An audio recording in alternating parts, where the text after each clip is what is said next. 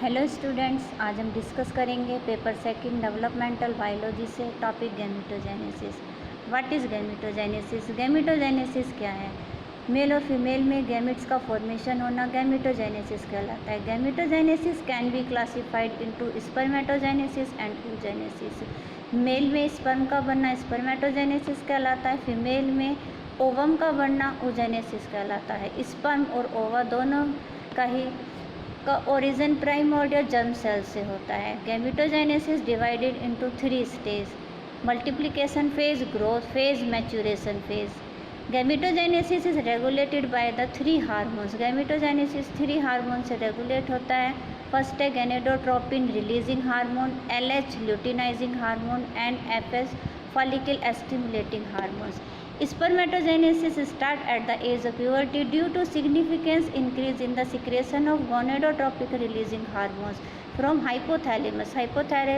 Hypothalamus से gonadotropin releasing hormones का secretion होता है, जो गोनेडोट्रोपिन रिलीजिंग हार्मोन्स स्टिमुलेट करता है secretion of 2 hormones, LH luteinising hormones को और फॉलिकल स्टिमुलेटिंग हार्मोन FSH को।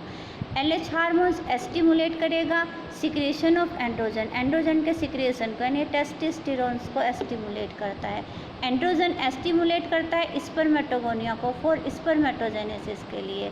फॉलिकल स्टिमुलेटिंग हार्मोन्स जो सर्टोरी सेल्स में स्टिमुलेट करता है सिक्रेशन ऑफ सम फैक्टर, कुछ ऐसे फैक्टर्स को जो हेल्प करते हैं स्पर्मियोजेनेसिस में। अब हम डिस्कस करेंगे सबसे पहले गैमेटोजेनेसिस में स्पर्मेटोजेनेसिस क्या होता है। स्पर्मेटोजेनेसिस वो प्रोसेस है जिसमें मेल में स्पर्म का फॉर्मेशन होता है। सेमिनिफेरस टेस्टिस में सेमिनिफेरस ट्यूब्यूल्स होती है। सेमिनिफेरस ट्यूब्यूल्स के चारों तरफ वॉल होती है जर्मिनल एपिथेलियम्स, जिसमें 2 टाइप्स की सेल्स होती हैं, प्राइमोर्डियल जर्म सेल्स, दूसरी जो लार्ज साइज होती है वो सर्टोरी सेल्स कहलाती हैं। Mail can produce sperm through its entire life, अपनी पूरी लाइफ में प्रोड्यूस करता है मेल स्पर्म्स को। स्पर्मेटोजेनेसिस को भी 2 में इंक्लूड किया गया है। First formation of spermatids, spermatids का बनना जो स्पर्मेटोसाइटोजेनेसिस कहलाता है। दूसरा स्पर्मेटिड से स्पर्म का बनना या फिर Metamorphosis of spermatids into sperm. Spermatids में मेटामॉर्फोसिस होगा जिससे स्पर्म बनेंगे। फर्स्ट है फॉर्मेशन ऑफ स्पर्मेटिड्स, स्पर्मेटिड्स का बनना स्पर्मेटोसाइटोजेनेसिस कहलाता है। इसको भी 3 स्टेज में डिवाइड किया गया है। फर्स्ट है multiplication phase, growth phase, maturation phase. इसको हम डायग्राम से समझेंगे। इससे प्राइमोर्डियल जर्म सेल्स जिसमें बार बार डिवीज़न होता है, डिवीज़न होने के बाद जो है स्पर्मेटोगोनिया बनते हैं, ये क्या कहलाता है? ये है सब मल्टीप्लिकेशन फेज, जिसमें माइटोसिस डिवीज़न होगा, जो प्राइमरी जर्म सेल्स है वो डिवाइड होकर के स्पर्मेटोगोनिया बनाती है। मल्टीप्लिकेशन फेज़ के बाद आती है ग्रोथ फेज़। जो स्पर्मेटोगोनिया बने हैं ये सर्टोरी सेल्स से न्यूट्रिएंट्स लेकर के क्या करते हैं, अपने साइज़ को इंक्रीज़ करते हैं। इंक्रीज़ करने के बाद ये जो स्पर्मेटोगोनिया ये क्या कहलाते हैं? प्राइमरी स्पर्मेटोसाइट्स कहलाते हैं। ग्रोथ फेज़ के बाद आती है maturation phase.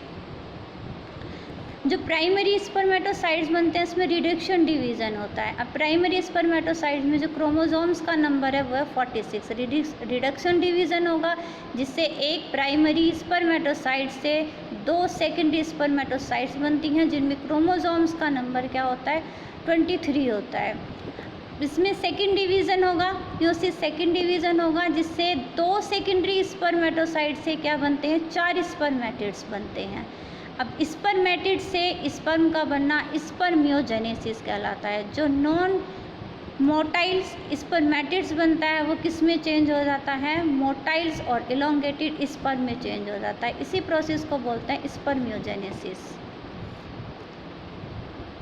Second formation of sperm from spermatids. जो स्पर्मेटिड्स बनते हैं उससे फॉर्मेशन होता है स्पर्म का, जिसमें क्या क्या चेंजेस होते हैं? न्यूक्लियस में चेंज होता है, चेंज इन द न्यूक्लियस।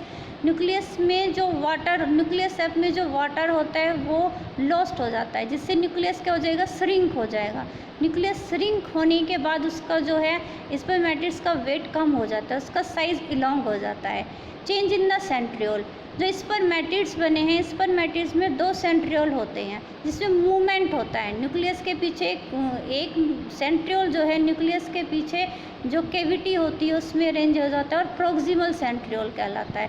दूसरा सेंट्रियोल प्रोक्सिमल सेंट्रियोल्स के पीछे की तरफ अरेंज होता है जो डिस्टल सेंट्रियोल कहलाता है, जिससे एक्सियल फिलामेंट्स का फॉर्मेशन होता है। Change in the mitochondria, mitochondria में क्या क्या चेंज होते हैं? जो स्पर्मेटिड्स है उसमें डिफरेंट पार्ट्स में माइट्रोकॉन्ड्रिया होते हैं। माइट्रोकॉन्ड्रिया एक्सियल फिलामेंट्स के चारों तरफ स्पाइरली अरेंज हो जाते हैं। स्पाइरली अरेंज होने के बाद एक शीथ बना लेते हैं जिसे माइट्रोकॉन्ड्रिया शीथ या फिर नेबुकॉन शीथ भी बोलते हैं, जिसपे रेस्पिरेटरी एंजाइम्स प्रेजेंट होते हैं। शीथ से एनर्जी प्रोवाइड होती है जो स्पर्म को आगे मूवमेंट्स में हेल्प करती है।